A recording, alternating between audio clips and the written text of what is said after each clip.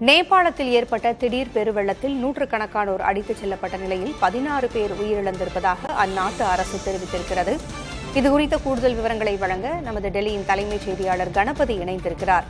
கணபதி, உயிரிழப்பு 16ஆக அதிகரித்திருப்பதாக நேபாள அரசு அதிகாரப்பூர்வமாக வெளியிட்டிருக்கிறது. என்ன விவரம்? உயிரிழப்பு மேலும் அதிகரிக்கலாம் என அச்சம் நிலவுகிறது.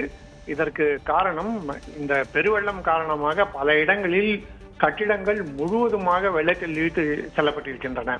அந்த கட்டிடங்களில் இருப்பவர்கள் யாரும் பிழைப்பதற்கு கூட அவகாசம் இல்லாமல் அவ்வளவு வேகமாக இந்த வெள்ள நீர், இந்த பெருவெள்ளம் கட்டிடங்களை உடைத்து இழுத்து சென்றிருக்கிறது.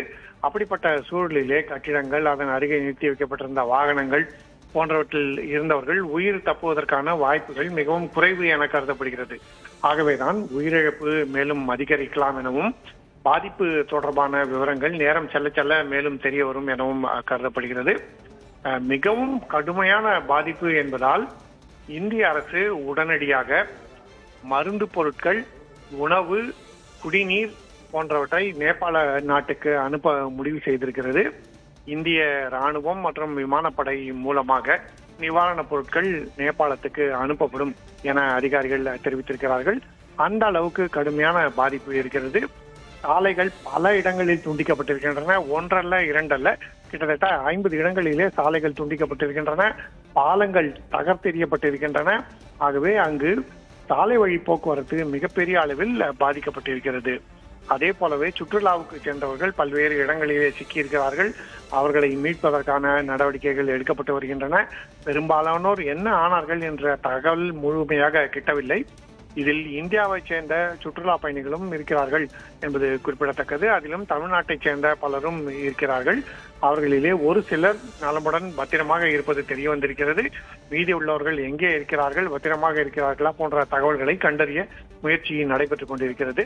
விரைவிலேயே இந்திய விமானப்படை நேபாளத்துக்கு மருந்து, உணவுப் பொருட்கள், குடிநீர் மற்றும் அங்கு பாதிக்கப்பட்டிருக்கும் மக்களுக்கு தேவையான பிளாங்கெட் போன்ற பொருட்களை கொண்டு சென்று அங்கு நிவாரணம் வழங்கும் என எதிர்பார்க்கப்படுகிறது. இத்தகைய சூழலில்தான் இந்த வெள்ளம் நேபாளத்திலிருந்து வடிந்து வரும்போது, மலையிலிருந்து கீழே இறங்கி வரும்போது பீகார் மாநிலத்தின் பல்வேறு மாவட்டங்களை பாதிக்கலாம் என கருதப்படுகிறது. ஏனென்றால் கண்டக் போன்ற பல்வேறு நதிகளிலே தற்போது வெள்ளப்பெருக்கு மிகவும் அதிகமாக இருக்கிறது. இத்தகைய சூழலில் பீகார் மாநிலத்தின் பல்வேறு மாவட்டங்களுக்கு வெள்ள அபாய எச்சரிக்கை கொடுக்கப்பட்டிருக்கிறது. வெள்ளம் வந்தால் மக்கள் கரையோர பகுதிகளிலே சிக்கிவிடக் கூடாது என்பதற்காக அங்கு அறிவிப்பு வெளியிடப்பட்டு அவர்கள் அங்கிருந்து வெளியே கொண்டு செல்லப்படுகிறார்கள். நேபாளத்திலும் பல்வேறு இடங்களிலே இன்னும் வெள்ள அபாயம் உயர்ந்து கொண்டே இருக்கிறது. ஆகவே அங்கிருந்து கீழே வடியும் தண்ணீர் பீகார் மாநிலத்தின் பல்வேறு மாவட்டங்களிலே வெள்ளத்தை உண்டாக்கும் என கருதப்படுகிறது. கண்டக், கோசி, பாகமதி ஆகிய நதிகளிலே நீர் பெருக்கெடுத்து ஓடுகிறது. மேலும் நேபாளத்திலே பல்வேறு அணைகளின் மதகுகள் திறக்கப்பட்டிருக்கின்றன.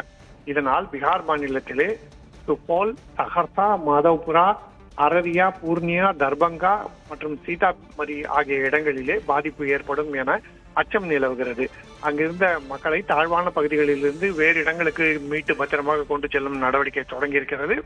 அதே போல உத்தரப்பிரதேச மாநிலத்தின் எல்லை பகுதிகளிலும் தற்போது அச்சம் இருக்கிறது என்பதால் அந்த மாநில அரசு அங்கிருந்து மக்களை வேறு பத்திரமான இடங்களுக்கு அகற்றுவதற்காக நடவடிக்கைகள் எடுத்துக்கொண்டிருக்கிறது.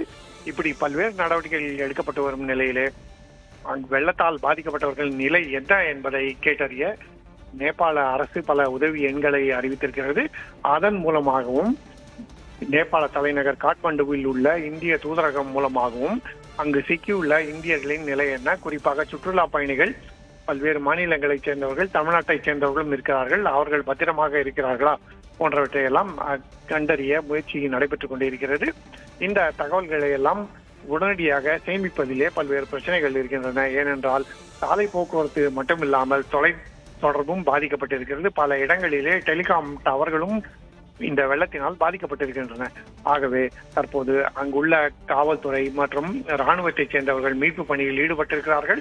அவர்கள் மூலமாக சுற்றுலா பயணிகளின் நிலையை கண்டறிய நடவடிக்கைகள் எடுக்கப்பட்டு வருகிறது. பூங்குழலி, நேபாளத்தை பொறுத்தவரைக்கும் ஏற்பட்டிருக்கக்கூடிய இந்த பெரு வெள்ளமானது மிக அதிக அளவில் பாதிப்பை ஏற்படுத்தி இருக்கிறது.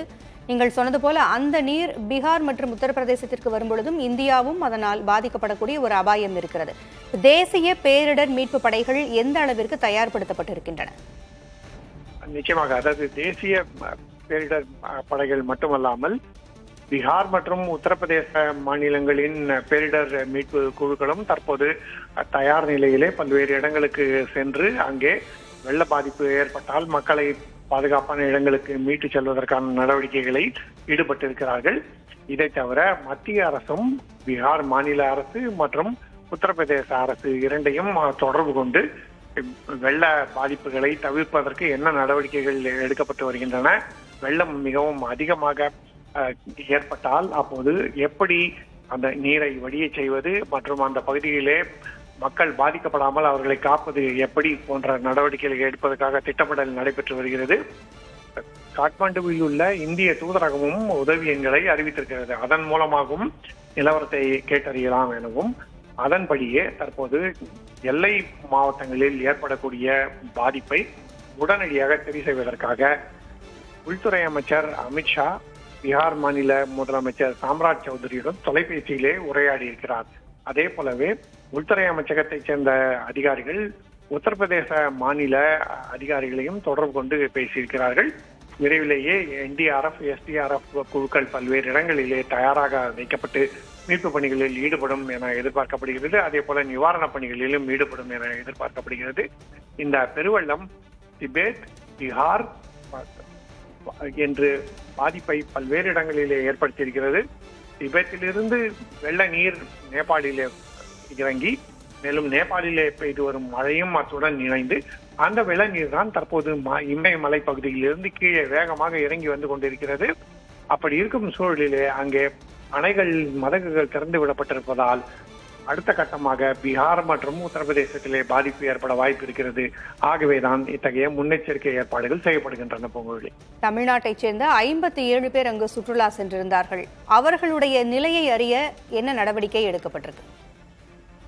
தமிழ்நாட்டிலிருந்து சுற்றுலா சென்றவர்கள் 3 பேருந்துகளிலே பயணித்துக் கொண்டிருந்தார்கள் எனவும், அதிலே ஒரு பேருந்தில் பயணித்தவர்கள் பத்திரமாக இருக்கிறார்கள், அவர்கள் அங்குள்ள ஒரு ராணுவ முகாம் ஒன்றிலே காத்திருக்கிறார்கள் என்ற தகவல் மட்டும் தற்போது கிடைத்திருக்கிறது. மீதமுள்ள 2 பேருந்துகளில் இருந்தவர்கள் எந்த இடம் வரை பயணித்திருக்கிறார்கள், அவர்கள் வெள்ளத்தில் சிக்கியிருக்கிறார்களா அல்லது பத்திரமாக இருக்கிறார்களா போன்ற தகவல்களை இதுவரை அறிய முடியவில்லை எனவும், அதை கேட்டறிய முயற்சிகள் நடைபெற்று வருகிறது எனவும் தெரிவிக்கப்பட்டிருக்கிறது. கும்பகோணம் மற்றும் அதன் அருகில் உள்ள பகுதிகளைச் சேர்ந்தவர்கள் பெரும்பாலும் இந்த சுற்றுலா பயணத்துக்கு குழுவாக சென்றிருக்கிறார்கள். அவர்களிலேதான் ஒரு சாரார் தற்போது பத்திரமாக இருக்கிறார்கள். மேலும் பலர் எத்தகைய சூழலிலே இருக்கிறார்கள், பத்திரமாக இருக்கிறார்கள் என்பதை அறிந்து கொள்ளலாம். கணபதி, இணைப்பிலே இருங்க, தொடர்ந்து பேசலாம்.